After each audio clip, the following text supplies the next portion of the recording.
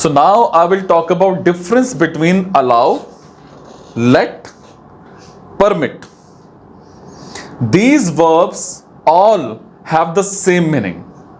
The difference is in their grammatical structure.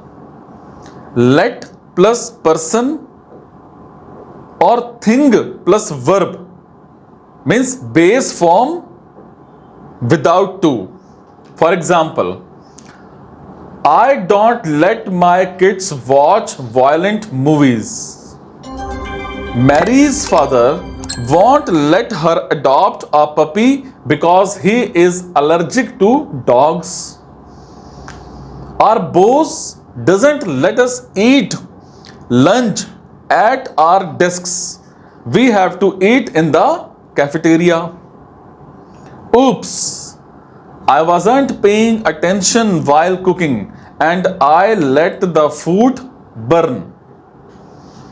Don't let the advertising expenses surpass $1,000. The simple past tense of let is also let. There is no change. The verbs allow and permit are more formal ways to say let. However, with allow and permit we use to plus verb.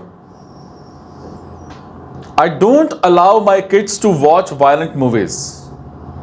Our boss doesn't permit us to eat lunch at our desks.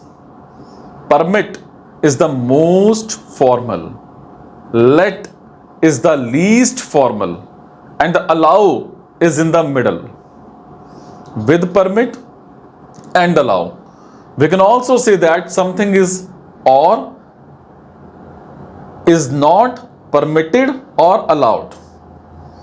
Smoking is not allowed. Employees are allowed to take a 1-hour lunch break. Passengers are not permitted to use cell phones during takeoff. With a tourist visa, you are permitted to stay in the country for 90 days.